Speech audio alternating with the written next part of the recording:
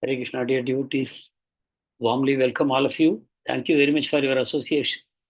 Your presence gives me an opportunity to speak about Srila Prabhupada to glorify a pure devotee of the Lord.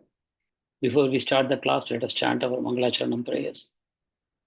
Om Ajnanatimirandasya Jnananjana Shalakaya Chakshurun Militam Yena Tasmai Shri Gurave Namaha Sri Chaitanya Manobhishtam Stapitam Yena Bhutale Swayam Rupakadamayyam Dadati Swapadantikam Vandeham Sri Guru Sri Yuta Padakamalam Sri Gurun Vaishnavamscha Shri Rupam Sagrajatam Sahagana Raghunathanvitam Tam Sajivam Sadvaitam Savadhutam Parijana Sahitam Krishna Chaitanya Devam Shri Radha Krishna Padan Sahagana Lalita Shri Vishakhanvitamscha He Krishna Karuna Sindhu Dinabandho Jagatpate Gopesha Gopika Kanta Radha Kanta Namostute Tapta Kanchana Gaurangi Radhe Vrindavaneshwari Vrishabhanu Sute Devi Pranamami Haripriye Vancha Kalpatarubhyascha Kripa Sindhubhya Cha Patitanam Pavanebhyo Vaishnavebhyo Namo Namaha Nama Om Vishnu Padaya Krishna Prashtaya Bhutale Srimate Bhakti Vedanta Swamin Niti Namine Namaste Saraswate Deve Gauravani Pracharine Nirvisesha Sunyavadi Paschatya Deshatarine Jaya Sri Krishna Chaitanya Prabhu Nityananda Shri Advaita Gadadhar Srivasadi Gaura Bhakta Vrinda Hare Krishna Krishna Krishna Hare Hare Hare Rama Rama Rama Hare Hare Hare Krishna Krishna Krishna Hare Hare Hare Rama Rama Rama Hare Hare Hare Krishna Krishna Krishna Hare Hare Hare Rama Rama Rama Hare Hare.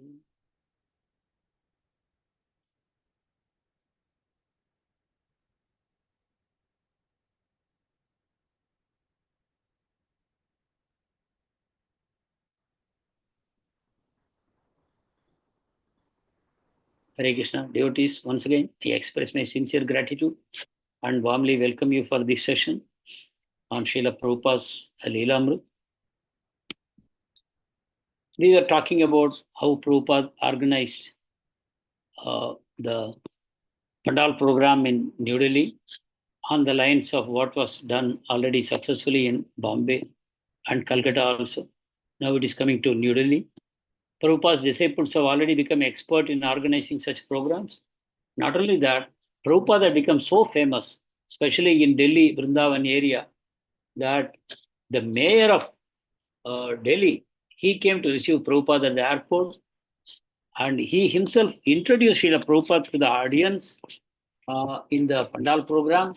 Like that, it was an extremely successful program of ISKCON in New Delhi. We were discussing that, how Prabhupada started the program with Jai Radha Madhav Kirtan in the heart of Connaught Place, Delhi's commercial district. And there was very good lighting both inside and outside the Pandal. Tens of thousands of devotees gathered. And Prabhupada chanted Radha Madhav Kirtan, and then he spoke in English to accommodate his own disciples. Even though the audience wanted Hindi, Prabhupada sought their forgiveness and said, because my devotees cannot follow Hindi, I am going to speak in English. And his whole lecture was, in brief, how to surrender to Krishna. The whole essence of Krishna consciousness. And that ultimately we have to surrender to Krishna. That is a perfection of our life. So it was a very strong theme that Prabhupada chose in Delhi, because Delhi people are so close to Vrindavan also. They know Krishna lived in Mathura, Vrindavan area and performed so many pastimes. So Prabhupada gave very strongly the dose to the Delhi people that you should become a Krishnaite. Like we say Christian, Hindu, Muslim, like that. Prabhupada says, no Hindu, no Christian, no Muslim. This is all designations, external bodily designations. We should all become Krishnaite. That's not a designation. That is our original constitutional position. So Hindu is a designation.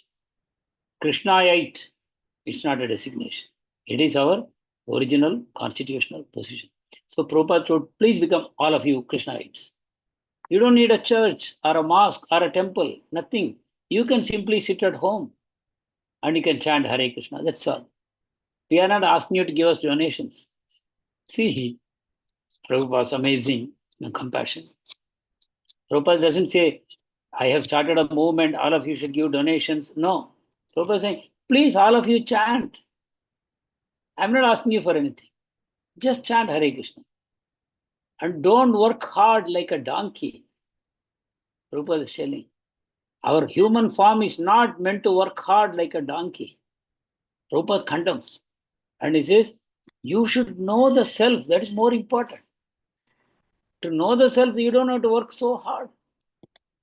You know the self by approaching a spiritual master and submissively hearing from him. So Prabhupada says, know the self, that's more important. And Prabhupada emphasizes the treasure of knowledge, spiritual knowledge, is in India only. And knowledge means spiritual knowledge only. Please understand. The word knowledge means only spiritual knowledge. Any other knowledge is ignorance. How can I say that? I don't say that. Krishna says that in Bhagavad Gita. Krishna says what is intelligence, what is knowledge, and what is not knowledge. So from that we understand approaching a spiritual master and surrendering to him, and through him coming to know Krishna and practicing Krishna consciousness and material detachment in life, that is true knowledge. Everything else is ignorance. So that way, Prabhupada says, India is the treasure of knowledge, not the rest of the world. So Indians should learn this knowledge and distribute it globally. Prabhupada says, this is the only business of India. It is not the business of Prabhupada alone. It is the business of the whole of India. Let us take it to our heart. The business of everyone born in India. Bharata Bhumite Haila Manushya Janma Yar. Anyone who got a human form of life in Bharata Bhumi, Janma Sartaka Kuri, Karo Paropakar. Make your life perfect by becoming Krishna conscious and give it to others. Help them become Krishna conscious. So Prabhupada says, Indians are neglecting this duty. Indians have accepted so many duties and they are trying to perform. But no, this is your duty. Perfect your life, help others to make their own life perfect. So Prabhupada said very, very strongly. And Prabhupada requested, please, all of you come daily. We have a 10-day program. Every day come and listen. It is free. Lecture is free. Prasadam is free. To sit under the pandal, the chairs, everything. We are not going to charge you anything. So if somebody will ask, how is it possible? You are arranging such a huge program. You don't want to collect money from us. Prabhupada says, we depend on Krishna to maintain us or to kill us. Can anyone quote something like this? Is there in Sikshashtakam? Krishna can maintain us or can kill us. Anyone can quote from Sikshashtakam? Any shloka like this? Hare Krishna, Prabhuji. Hare Krishna. The last verse, Prabhuji. Yes. Ashlishyava padaratam nashtu. Yeah, please complete. Adarshanan marma hatam karotva yata tatavo vidadatu lampato matprananatas sayeva. Yeah, sayeva naparaha. So what is the meaning, Mataji? Please explain to us. My Lord, you may do anything with me. You may, I'm not sure about it, Prabhuji. Yeah, oh whatever Lord, you do. Yeah. You may not appear to me for a long time. You may simply be invisible to me for a long, long time. Even though I call upon you with so much eagerness, you may not come. Or you may come to me and embrace me tightly. Or You may crush me under your lotus feet. In all three situations, I have no choice. Because you are my master always, and I am your slave always. Mat prananattastu sa eva na paraha. Even if he does all these things to me, either he doesn't appear at all, or he appears and embraces me, or he appears and crushes me under his feet. In any of these three situations, I cannot complain because you are my prananath, you are my life. Prananath, you are the master of my life, you are my life and soul. So how can I complain in any of these situations? And this is the mood of Srimati Radharani. Chaitanya Mahaprabhu is in the mood of Srimati Radharani. So in this 8th shloka, Chaitanya Mahaprabhu discloses the mood of Srimati Radharani in Mahabhav, that she is totally surrendered to Krishna. Her only desire is Krishna's happiness, not her own happiness. If Krishna is happy by not appearing to me, let him do that. Or he embraces me out of his own desire, let him do that. Or if he wants to crush me under his lotus feet, I am willing for that also. Father, thy will be done. This is what Jesus Christ said when he was crucified. If this is your will, Father, let it be done. Let me be crucified. Jesus Christ had that faith in his Father God, that whatever you do is for my good only. I will never doubt it. Even though at the moment it is painful to me, but I will not ask you to change it, because I will only say, let thy will be done. So Prabhupada says, we depend on Krishna. And Prabhupada says, we are not a sectarian movement. Don't think because we are worshipping Krishna, we are sectarian. Prabhupada says, there is only one God. We know that. So we know Christians are worshipping that God only. Christians are worshipping my God only. Muslims are worshipping my God only. Jews are worshipping my God only. Parsis worship my God only. Every religion is worshipping my God only. So I have no objections to any religion. But they worship God without knowing who He is. I know who He is. So if you worship the one God without knowing who He is, still that worship goes to Him only. If you don't know that God, His name, His form, His activities, His pastimes, His associates, you don't know anything about Him, but you are still worshipping Him, He accepts that. He accepts that. So you are not worshipping a different God. There is no Christian God, there is no Muslim God, there is no Parsi God, there is no Jewish God. There is one God only. There is no Indian sun, there is no American sun, there is no African sun, S-U-N. It's the same sun, but he appears over the head of everyone. In America also he is there overhead, and in India also he is overhead, but it's one sun only. Your language, you may call sun by a different name. Somebody may say Aditya, somebody may say Ra, somebody may say Suryan, whatever. Banu, so many names, sun, but it's the same. So if you call your God by a different name, right, you have your own name, but you know you are calling that same one God. Like a dog knows its own master.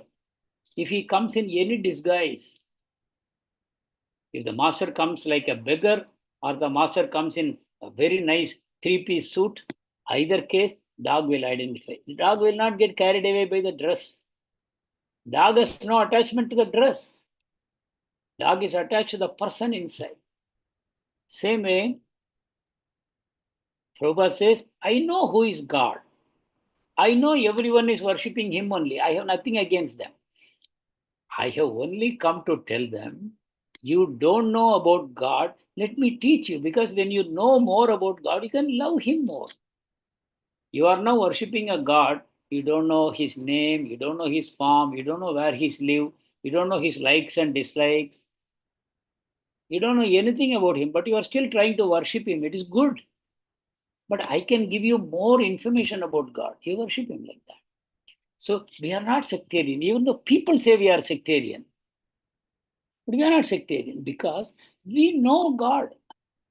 We know God's name, we know God's address. So why we will worship him vaguely? Somebody says Prime Minister because they don't know. But if somebody knows him as a person, as a family friend, then they will call him by name. They will not say Prime Minister. They will call him by name. It's not unusual. The more intimacy comes, the more personally you know a person, then the relationship changes. Person is same. The relationship changes. So we are not sectarian. We should understand that. Sometimes ISKCON people themselves feel we are sectarian. That is very tragic. We are not sectarian. We know God and we worship him, but at the same time, we know that those who don't know him are also worshipping him. Can you give a good example from Bhagavatam about someone who worshipped God without knowing?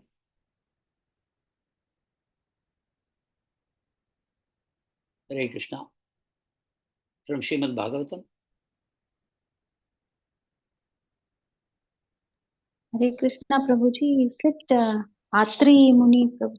Very good. That's a good. I didn't think you will say that. But good. I heard one lecture Prabhuji here in Balram Dish. Very true. That's a very interesting episode. He worshipped the Supreme Lord and three people came. He was confused. I prayed for the Supreme Lord. So one person should have come, why three people came? Like that. That's a good example. Yeah. The other example is, anyone wants to try?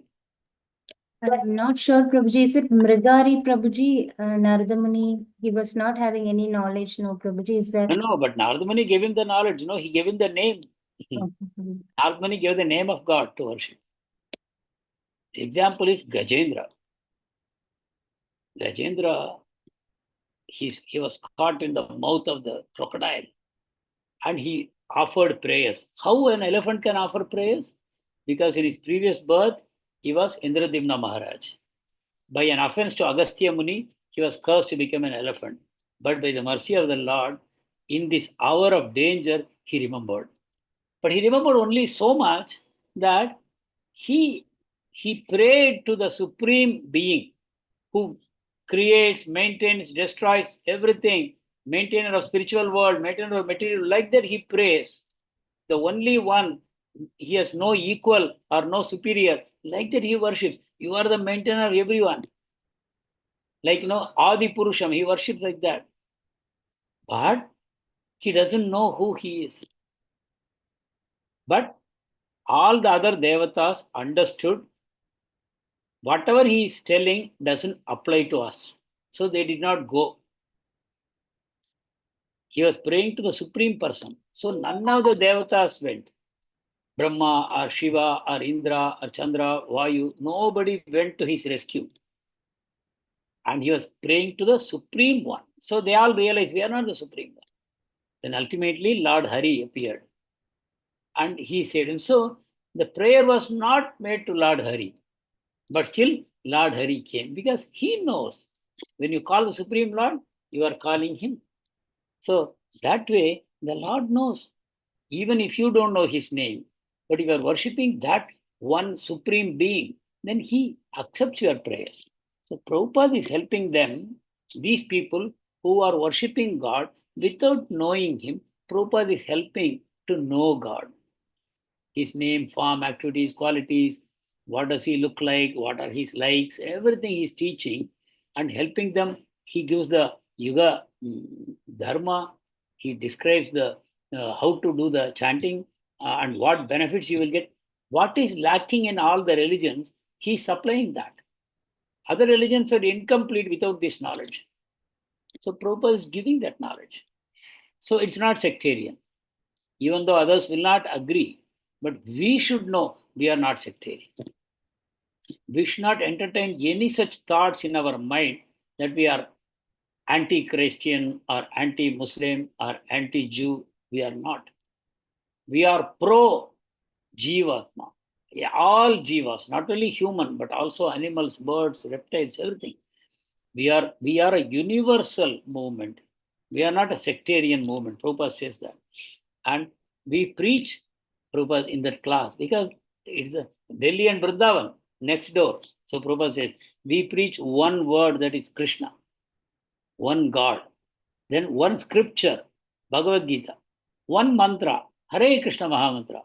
Like that, Prabhupada concludes the class and he says thanks to the audience. And he says, everybody please come daily. And when Prabhupada completed the lecture, the crowd rushed to touch the lotus feet of Prabhupada and to take his blessings. When the devotees saw this, their faith in their spiritual master was reinforced. To know, we saw him come as a single man, old man, not having a place to stay, not having any money. He was suffering so much ill health, but he came to America and we somehow accepted him as our spiritual master. But now we see how much knowledge he has got and how everyone wants to touch his lotus feet and take his blessings. So their confidence in Srila Prabhupada was reinforced because India is the land of Dharma and the Indians are accepting him.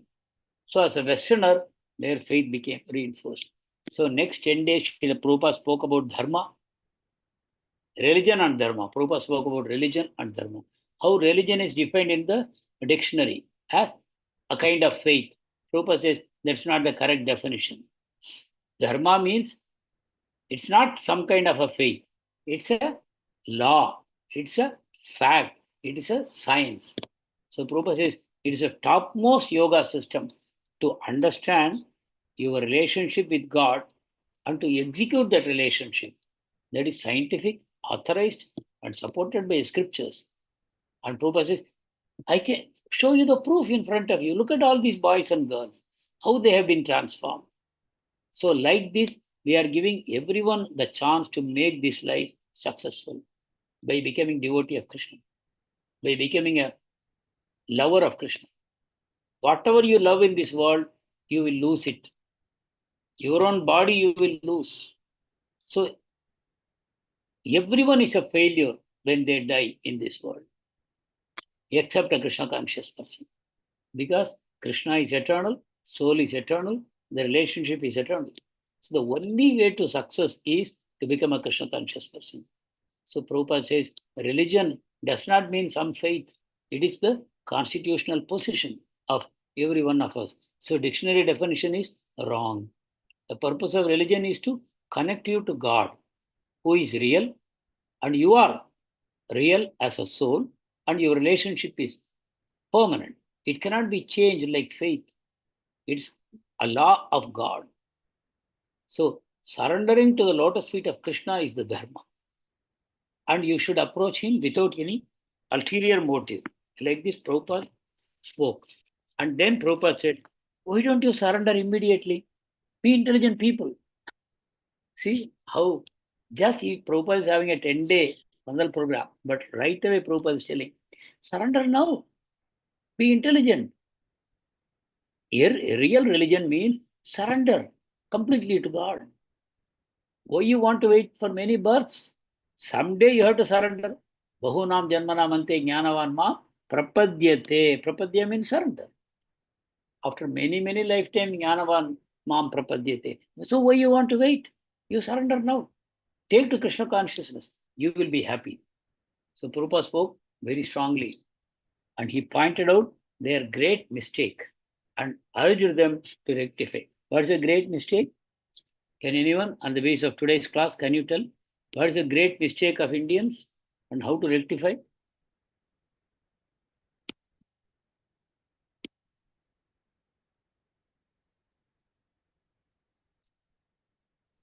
Hare Krishna To Prabhuji, kill. not surrendering to the Krishna. Yes. So still the awareness is not in the human beings. Still, Yes. that is the great drawback in Indians. That's a great mistake. Yes. Anyone else wants to say? May No. Prabhu? Yes, Mohan. Yes, ma'am. always acting in the Krishna consciousness, Yes. and also remembering Krishna at any Yes. cost, at any point of time. Always remembering Krishna also is that is Yes. a mistake being committed by many people throughout the world. They Yes. must understand what is a mistake and then correct themselves. Yes. Therefore, to think of always Krishna is correct one. Thank Yes. you, Lord. Thank you. Thank you, Prabhu. Supriya Mataji. Hare Krishna, Prabhuji. Not following the scriptures, Prabhuji, which is the basic for dharma. That basic. Yeah. And you know what we saw in the previous slide? Prabhupada speaking. See, Prabhupada said, let me go back. Prabhupada said, Indians are neglecting their duty. And Prabhupada said, you are working hard like a donkey. And Prabhupada condemns it. Without knowing the self, you are working hard. So Prabhupada is against hard work. Do you know that? Even though Prabhupada seems to be working very hard day and night, but Prabhupada is against hard work. Why? Without knowing the self, you should not be working hard. Then you are a donkey. Without knowing the self, you are working hard. So Prabhupada is against that. Today, there's a whole debate going on, in India at least, whether we should work 70 hours a week or 90 hours a week, or all 7 days we should go to work, we should not sit at home. All these debates are going on. But Prabhupada has answered this debate 50 years ago, that man should not work like a donkey, work hard like a donkey. You should not be busy fool. You should not be a busy fool. Either you should be a busy, intelligent person or a lazy, intelligent person. But you should be intelligent. So Prabhupada says this is the mistake of Indians, and he says rectify that. Rectify that. How to rectify? You focus on spirituality. Live a simple life. Elevate your consciousness. Become Krishna consciousness. Know who Krishna is. Know who you are. Develop that relationship. Make sure you won't take birth again. You will go back to Krishna at the end of this lifetime. Become focused on that. Become spiritual. Give up mundane consciousness. So this is the mistake, and this is rectification, Prabhupada says. And Prabhupada says, if you want to advance your nation, you must take to Krishna consciousness. If you want to become an advanced nation, become Krishna conscious. And I saw recently, within the last 1 week, in the internet, that there was one ship that sailed from India to Rome. India to Rome, one ship sailed something like 2000 years ago. And the list of items carried in that ship, somehow they have got it, the invoice. And when they saw, what was going from India? From India, very fine silk was going. And tons of ivory was going. And lot of fragrances were going, like pepper, cardamom, and cloves. All these things was going. And peacock feathers and things like fancy items, which is purchased by the wealthy people, wealthy nobles and the noble women. They want it either to decorate themselves or decorate their homes or to garnish their food items like that. And when they saw this shipload, they calculated that if this ship had reached and the merchant had collected the goods and sold it in Rome, he would have become one of the richest people in Rome Empire at that time. Just one shipload from India would have made one merchant counted among the richest people in Rome. They are giving details, they could have purchased almost half the city with that one shipload. And how many shiploads were going from India? Just imagine. And in return, you know what India was getting? Anyone guess? India was sending all kinds of manufactured goods, right? Including agricultural products to Rome. What Rome was sending to India? Anyone wants to guess? Please. Drugs, Prabhuji, I'm not sure, Prabhuji. What? Drugs, Prabhuji? I'm not sure, Prabhuji. No, no. Then any other guess? Is it tea, Prabhuji? No. From Rome. Coming from Christian missionaries. Rome. Christian. No, this is 2000 years back.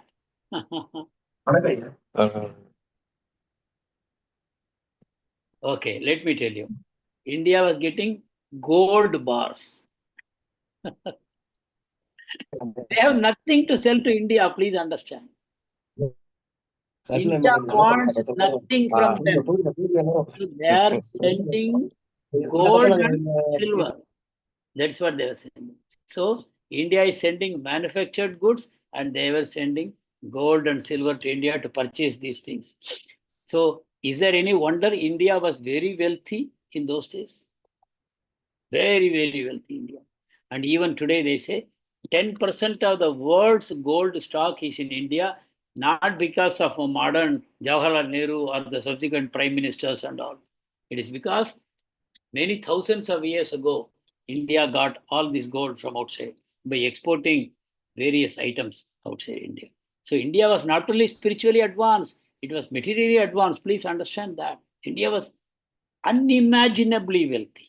Someone gave a figure also, no, now recently, how many lakhs of crores have been taken out of India by the British. They put some number. So many lakhs of crores they took away from India in a span of 200 years. But India still not, it has not become poor. So Prabhupada says, if you want to advance your nation, take to Krishna consciousness. And honestly, I am telling you, if India becomes a Krishna conscious country, the whole world will come to learn from India. Just like in those days, people were coming to Nalanda, Taxila, Navadvip, or Kanchipuram, where great universities were set up. Same way, the world will come to India to learn spirituality, because you see, the whole world, people are full of stress, tension, health issues, pollution issues, global warming issues, family, relationship issues. People are becoming sleepless. People are becoming depressed. There is a huge increase in suicides, murders, crime. So if India becomes the spiritual capital of the world, do we have any doubt? The whole world will come to India for solutions. Already they are talking about religious tourism, right? In India, actually, like that, spiritual tourism can make India once again the wealthiest nation in the world, even in terms of material wealth. If one Prabhupada can create a ISKCON like this, imagine. If you have 100 pure devotees, what they cannot do. So you don't have to imitate the West. Prabhupada is saying, you take to Krishna consciousness. Western countries are meant for technology. Now I am telling all of you to take these things seriously, to your heart. Never forget. Never forget. So when you have to speak to somebody, you will know. Even if you don't say it to them, at least you will know. You will say it to only people who will listen. You won't say it to those who will not listen. But at least you should know what Prabhupada is giving us. Prabhupada says, Western countries are meant for technology. Don't compete in technology with them. Clear.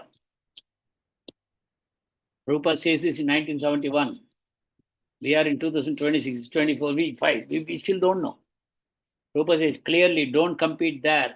Your USP is your spirituality. Become spiritual and preach it. It is impossible for you to compete with the West in technology. You are meant for a different purpose. You means Bharata Bhumite Manusha Janmaya. Anyone who has taken birth in India, they are meant for a different purpose. Indians should not try to foolishly run to America, somehow get a citizenship in America or Britain or Singapore or Australia. We think that is a goal of our life. The Prabhupada says, you are meant for a different purpose. Let us understand this. Even though all human beings, we say, are alike, all human beings are equal, Prabhupada says, no, they are not equal. Indians are not equal to the people in the rest of the world. Indians are meant for a different purpose. Then Prabhupada says, Indian ministers, government ministers, they go to the West and create a beggar image about India. As though we are so poor and we depend on their charity. They go and beg for paddy, they beg for wheat, and they beg for milk powder. They go like that. Prabhupada says, This is not what is meant. You should be the master and they should come to you for learning. Or you become a beggar. Like Prabhupada himself. He went to America with no money. But see, so many people want to serve him now. Prabhupada never begged in America. He never begged. He was always the master. He was the giver of knowledge. He never compromised. Okay, like that Prabhupada spoke. And then one hippie came, he in the audience, and he said, I have a question for you. Prabhupada called him to the stage and he said, give him a seat. So the hippie sat down. Give him the mic. Mic was given to the hippie. And the hippie asked some questions to Prabhupada. Very challenging questions. He said, have you seen God? Have you seen the ultimate truth? Like that he asked. Prabhupada said, yes, I have seen. The man was, for a moment, he was shocked. Then he asked another question. He said, our people, all the researchers, they are saying that Bhagavad Gita was written 2000 years ago. And you are saying it was written 5000 years ago. How is it? You explain.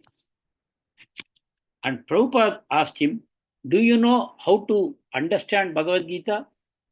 Can you answer me? That man said, I asked you first. You answer me first. Prabhupada said, no, you answer me first.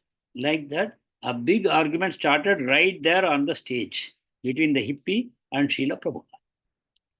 And the people who were watching, they became confused. The audience became very confused because they thought a guru should not argue like this, become angry like this. He should be always peaceful. How he's losing his peace, how he's entering into this kind of argument, this is not good. The organizer himself, the Pandal program, there was an organizer who contributed. He became very upset. He came to the devotees and said, this is not good. Swamiji has got angry. And some people are saying, he should answer the hippie. Why he is not answering? Right? Prabhupada was telling this boy, I am not your servant. I am Krishna's servant. You must answer my question. What was Prabhupada's question? What is the process of receiving knowledge from Bhagavad Gita? Right? So, question, counter question. Prabhupada said, you answer first. And this became out of control. And some of the audience left. But Prabhupada continued to fight. Then the devotee slowly removed the hippie from the stage. And everybody was confused why it happened. First of all, Prabhupada need not have called the hippie to the stage. There was no need. He is just one of the audience. But he called, he gave him seat, he gave him mic so that the whole audience can hear what he is speaking. And Prabhupada enters into an argument with him, that too angrily. So the devotees, the people who had gathered, some of them stayed back, some of them left, thinking, no, this is not good. But the devotees understood. Now I am going to ask you who are listening here, have you understood why Prabhupada did like that?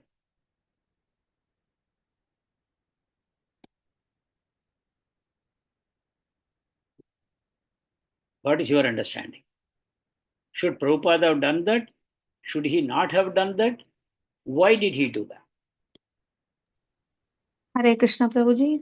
Hare Krishna. Prabhuji, Prabhupada, I'm just trying, Prabhuji. Prabhupada is setting an example of how a guru should be and how a disciple should be.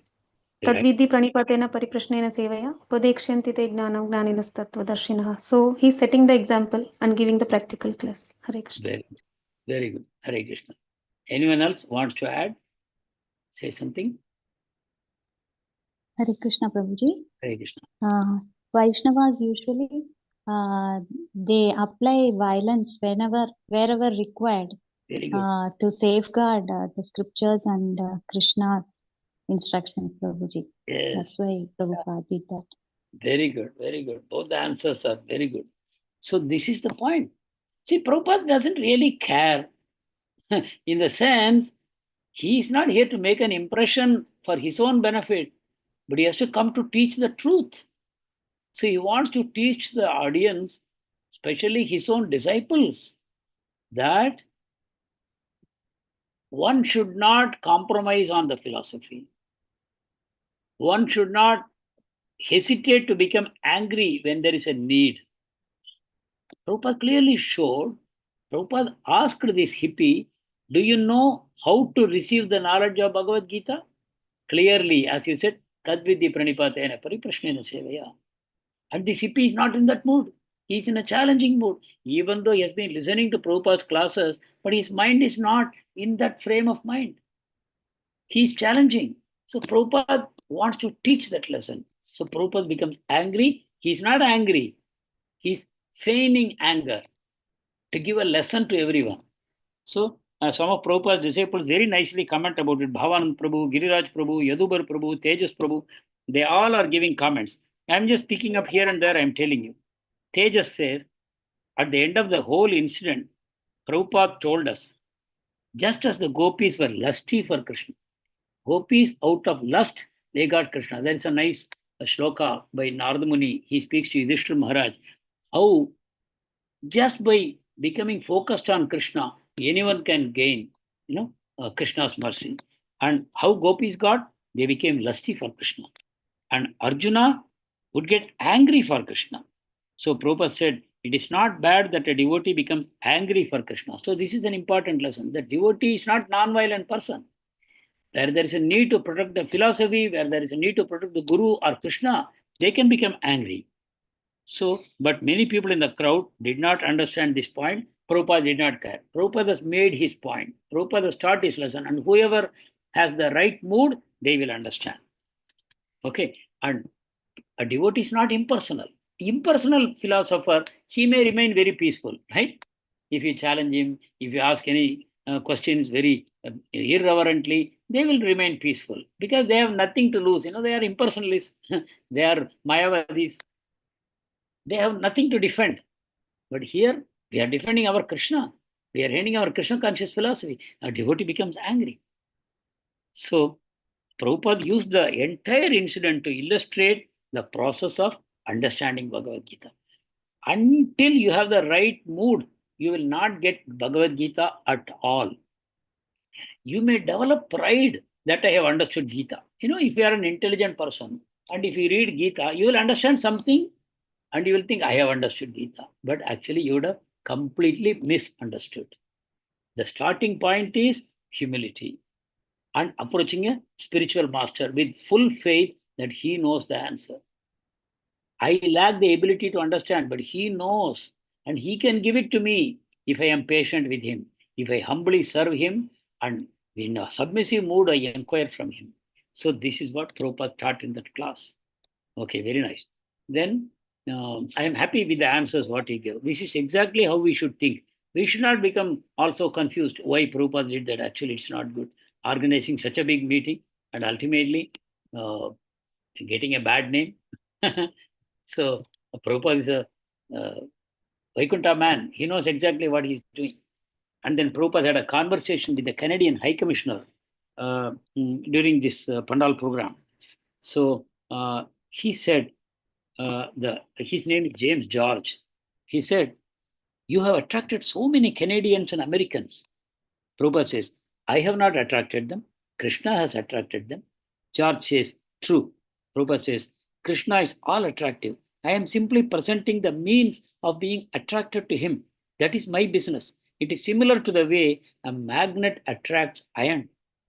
If the iron is rusty, however, then magnetic force cannot attract. Therefore, my business is to remove the dirt. Can you give any shloka on this point? My business is to remove the dirt from the iron. Can anyone say any shloka that you recollect? From the same Shashtakam? Yeah.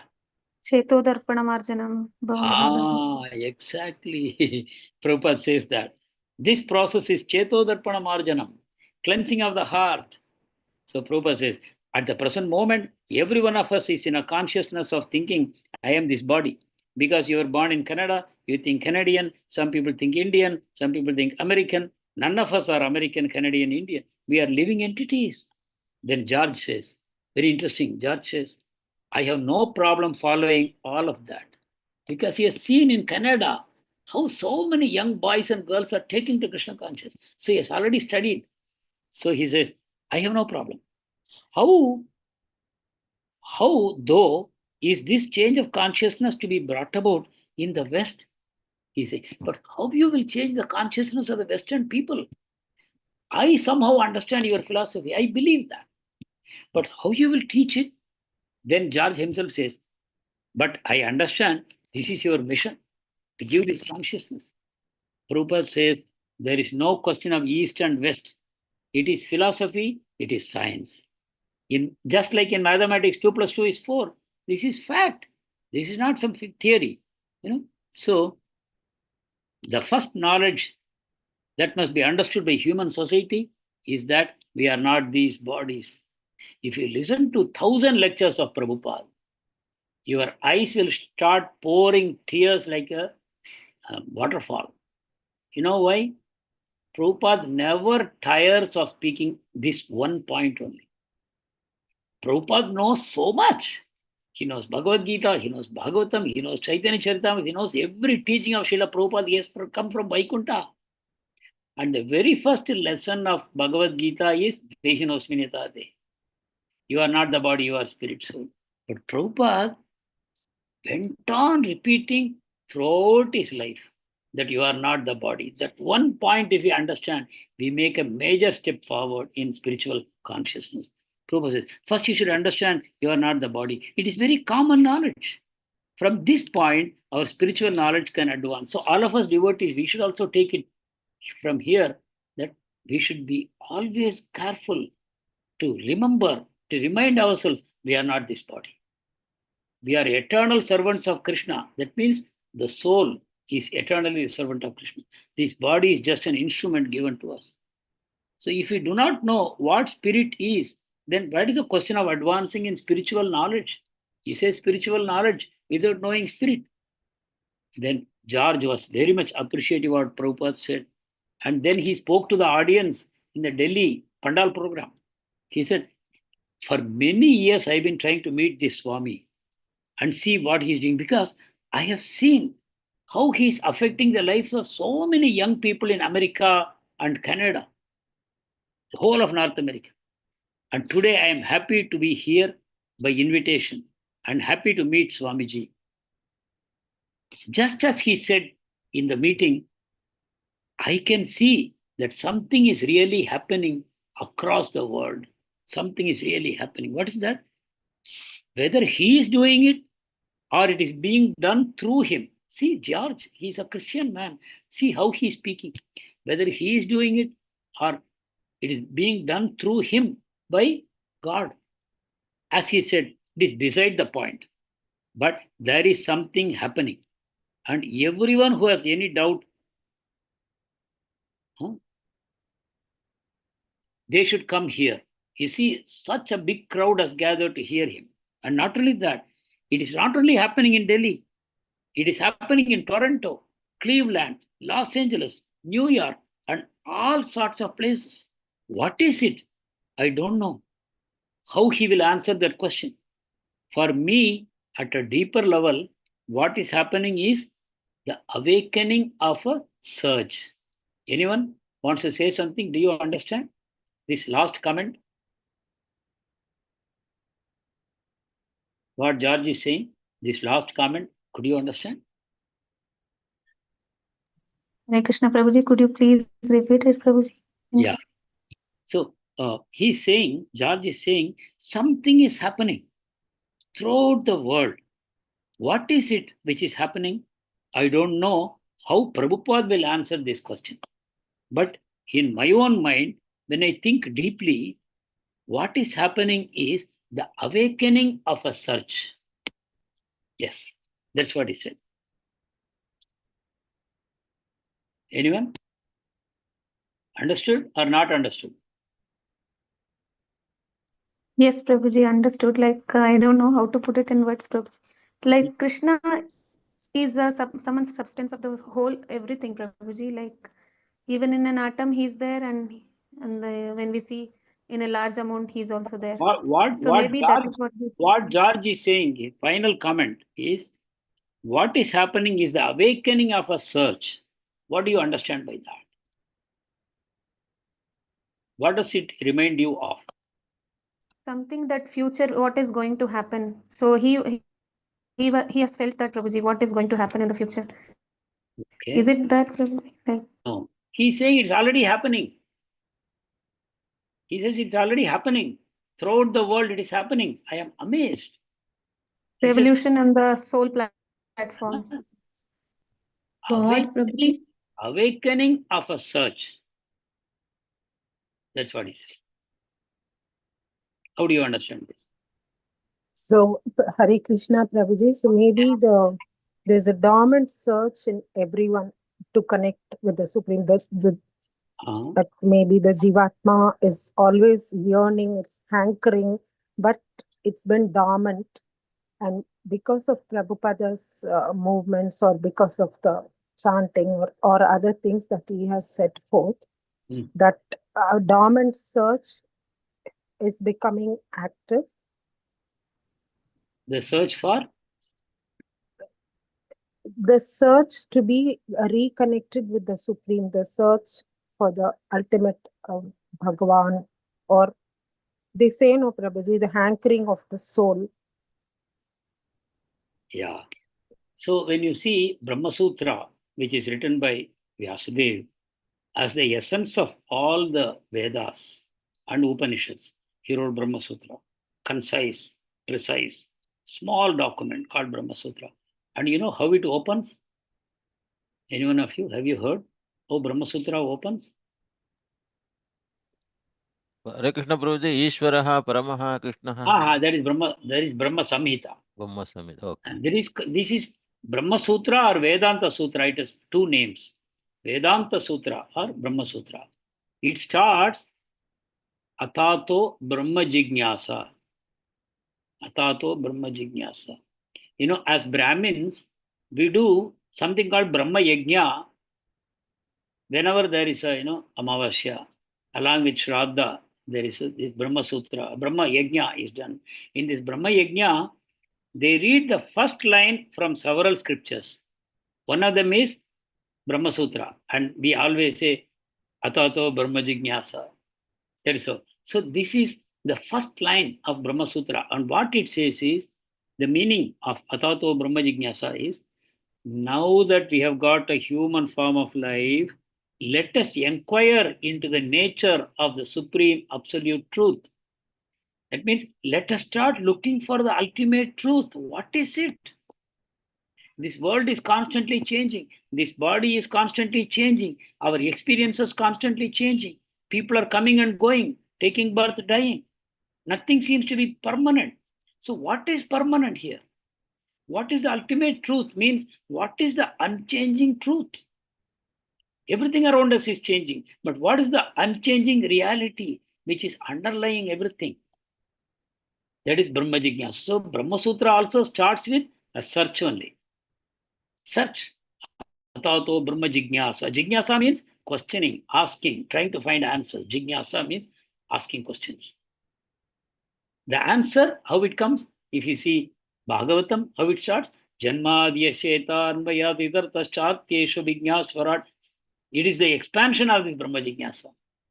Let us understand the ultimate truth that comes there. Om Namo Bhagavate Vasudevaya.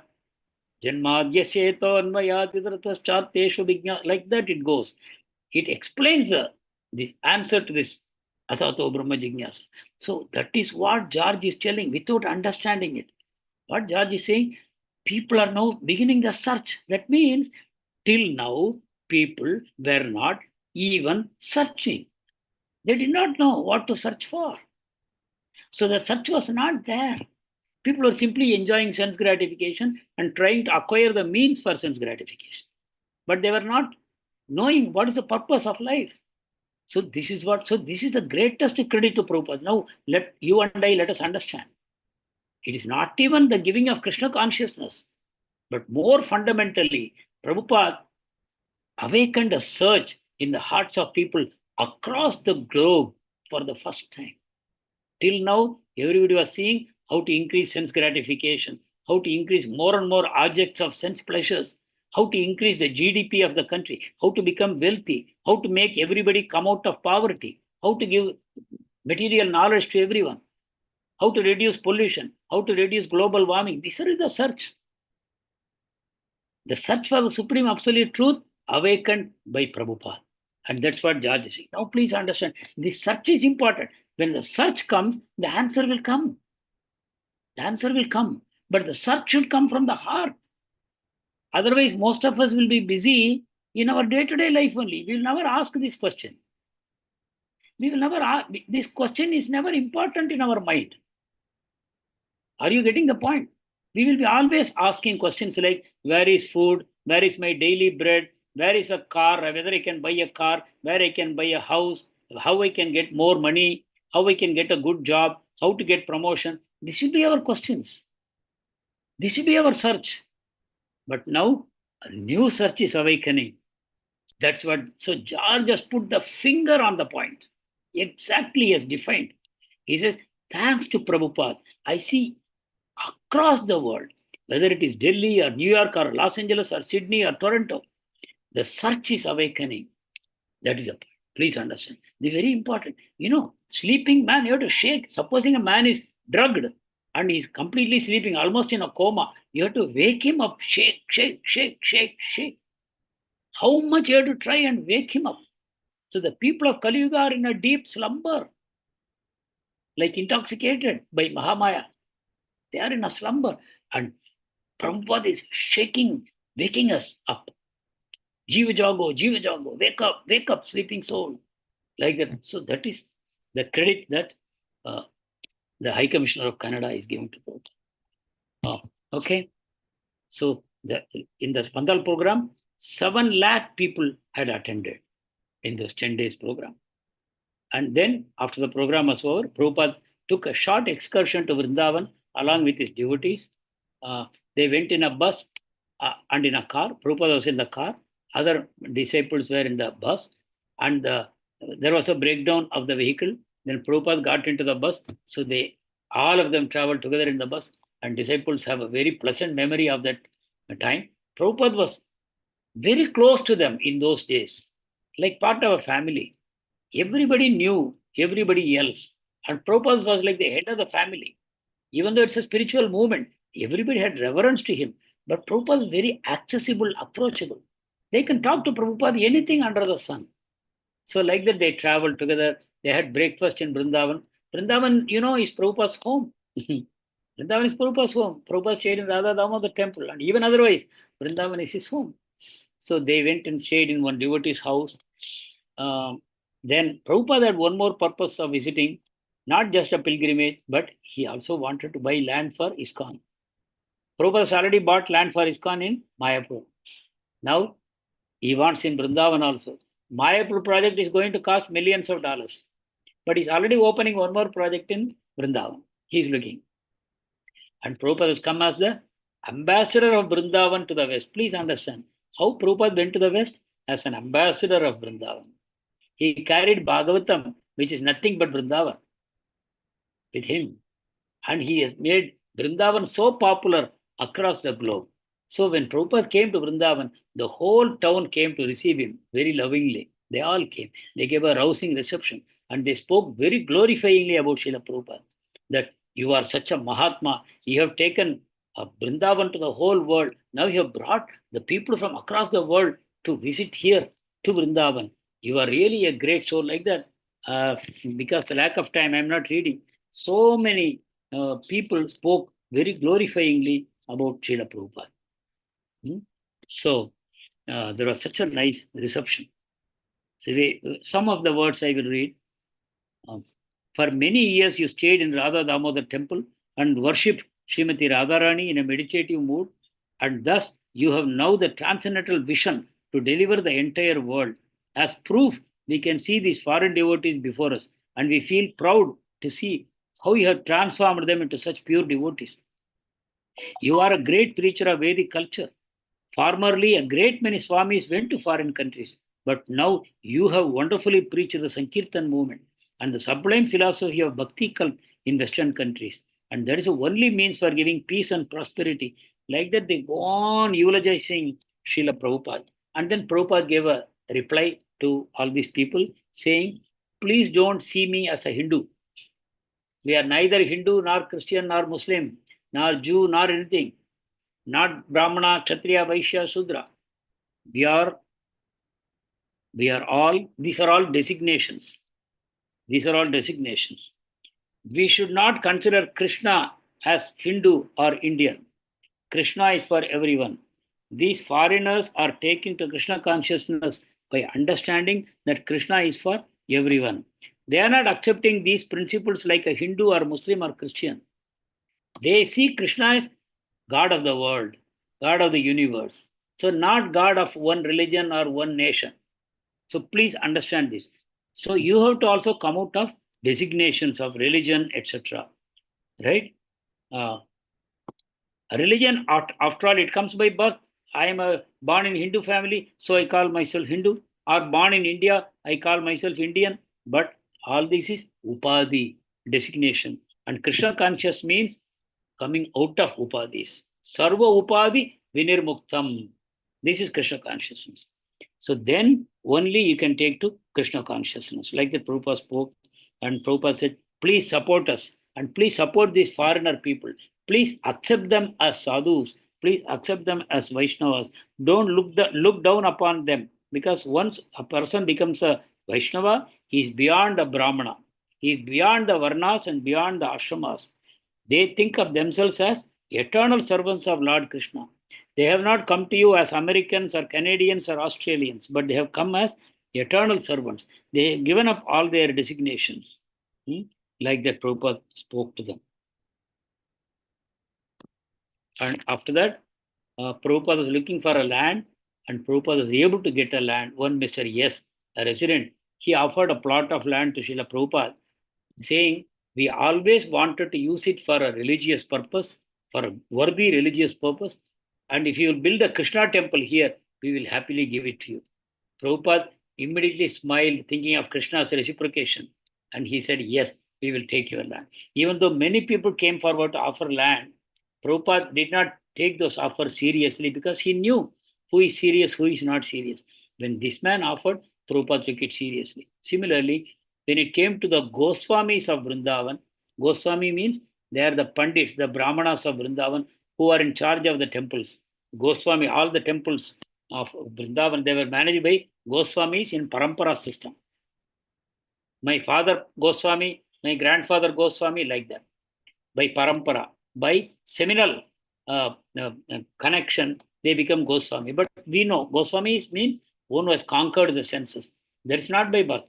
That is by one's guna, by character and by activity. So, but these Goswamis are very proud people, and they are feeling envy or jealous of the foreigners who are also wearing sacred thread. They are having shika, they are wearing dhoti, they are accepted as Brahmanas by ISKCON. So they think, here is a challenge for us. Even though they are praising Prabhupada on the face, but they are inside feeling threatened. Same thing happened to Bhaktisiddhanta Saraswati also. They tried to even kill him. So Prabhupada knows that these Goswamis actually see me as an enemy in one sense. Even though, because of Prabhupada, more crowds are coming to Vrindavan, more people are visiting the temple, more money is coming in the hundi, all that is fine. But still, Goswamis want to maintain monopoly. If you want bhakti, you should receive it through us only. And we are the greatest devotees by birth. We are the greatest devotees of Krishna by birth. Because how did we take birth in this family? Because we are great devotees. So anyone who wants to become a great devotee should first take birth in a Goswami family. If you go on doing bhakti like this, in some birth, you will become one of our children. Like that. So even if they are praising Prabhupada, Prabhupada knows that in the heart, they have a lot of envy. So Prabhupada deals with them very, very carefully. So I think we are over time. So other slides we will see in the next week. If you have any comments or questions, you can ask. Otherwise, I will wind up. Thank you very much. Hare Krishna.